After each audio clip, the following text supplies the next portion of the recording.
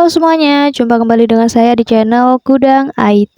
Oke, di video kali ini saya akan coba bagikan tutorial bagaimana cara mengaktifkan kenangan di Messenger ya. Sebelum lanjut ke tutorialnya, teman-teman juga bisa tonton video saya lainnya, yaitu tutorial bagaimana cara mengaktifkan notifikasi runtunan di TikTok. Dan untuk videonya, kalian bisa tonton klik di pojok kanan atas ini. Oke, sekarang langsung aja kita masuk ke tutorialnya.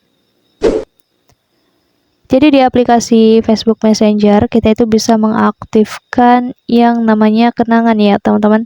Jadi dengan kalian mengaktifkan kenangan di Messenger kalian, nantinya kalian itu akan selalu mendapatkan notifikasi momen mengesankan dari obrolan yang kita pernah lakukan ya. Oke, langsung aja untuk caranya. Langkah pertama, di sini kita buka dulu aja aplikasi Facebook Messenger-nya. Kemudian nanti teman-teman klik aja yang menu garis 3 di atas pojok kiri ini ya. Dan di sini kita pilih aja icon pengaturan roda gigi di atas ini. Lalu kita scroll aja ke bawah, ada di bagian preferensi ini. Teman-teman pilih aja yang kenangan ini ya. Lalu, untuk mengaktifkannya, kita cukup aktifkan aja di bagian tombol kenangan yang ada di sini. Kita geser aja togglenya seperti ini. Nah, kalau sudah aktif, artinya di sini untuk kenangan di Messenger sudah berhasil kita aktifkan ya, teman-teman.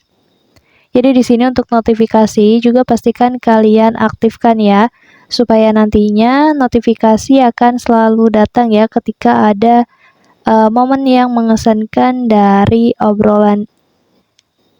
Jadi kemudian teman-teman bisa lihat ya di bagian ini keterangan, di sini ada foto, video, dan pesan dari obrolan Anda akan digunakan untuk membuat kenangan.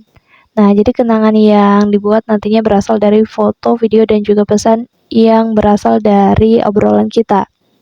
Jadi di obrolan yang dienkripsi end-to-end ini, yang kita pernah lakukan, itu akan tetap aman ya. Mungkin cukup untuk tutorialnya. Jangan lupa di like, komen, dan juga di share video ini sebanyak-banyaknya. Terima kasih.